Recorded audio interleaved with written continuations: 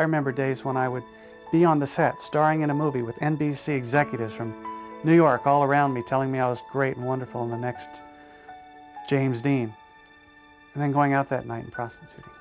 I was a professional actor by day, male prostitute by night.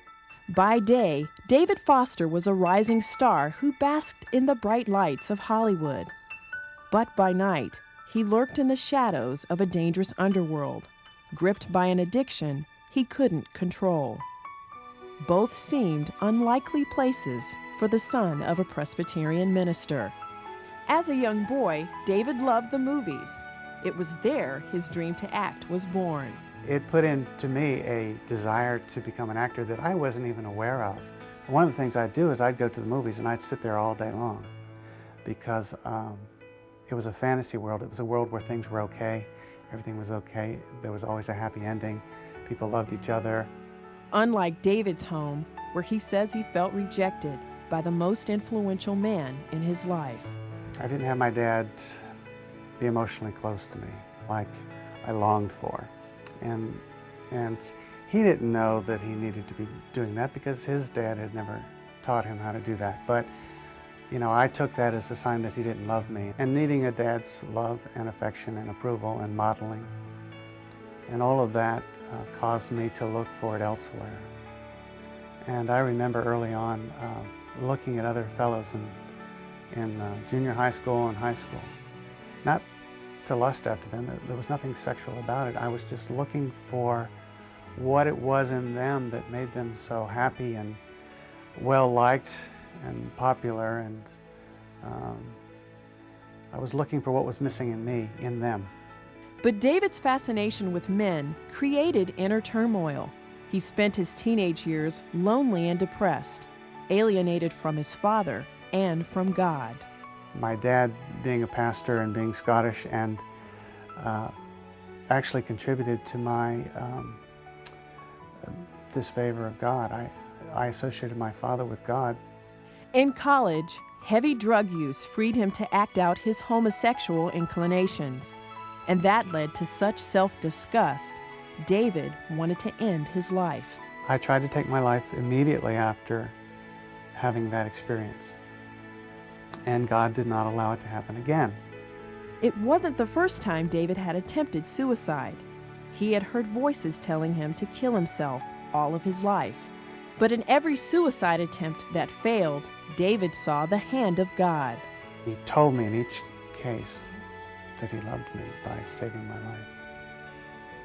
And that got me interested in God again. That gave me a spark of hope. I would always go out into nature to find God. And I went to the pier in St. Petersburg one night to talk to him. And it turned out to be the place where male prostitutes hung out, which I did not know. David not only discovered this was where prostitutes hung out, he was accidentally mistaken as one. It just totally surprised me, and it made me mad because I'd gone there to talk to God, and here I am in the midst of male prostitutes and people thinking I'm one. David prostituted himself that night for the first time, and he vowed it would be the last. Instead, it just caused a craving for more.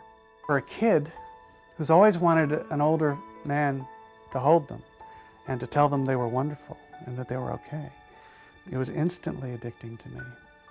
After college, David concealed his life as a prostitute and went to Hollywood to pursue his dream to act. Unlike most aspiring actors, David's career quickly blossomed. In fact, the first part I ever read for I got, and it was the starring role in a movie.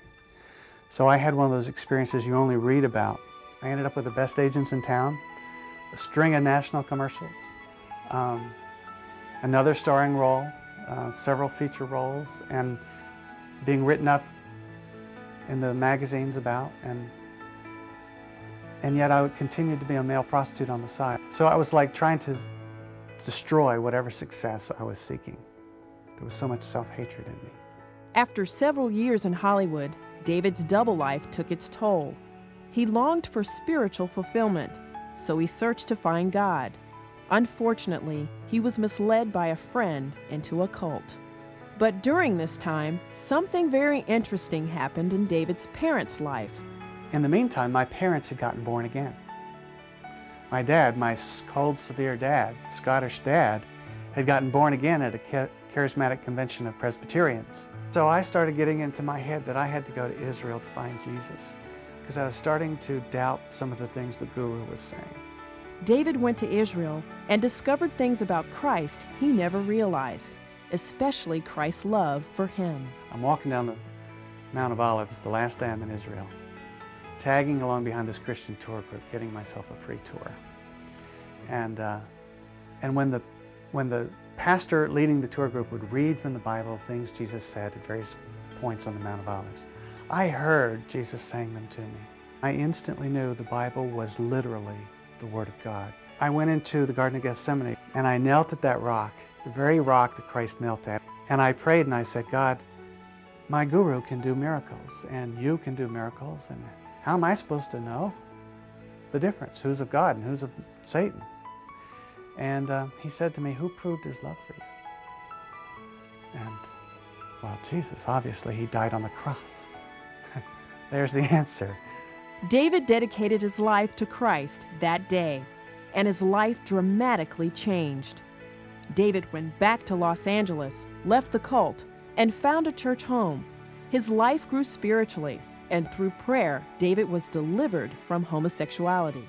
But David's complete deliverance came after he paid a surprise visit to his father's church. I was so transformed in my countenance, he didn't even recognize me. And he goes, oh, whoa, what has happened to you? And I said, Dad, I'm born again.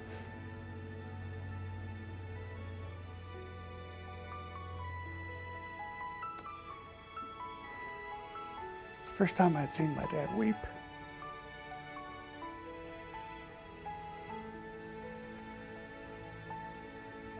And we hugged.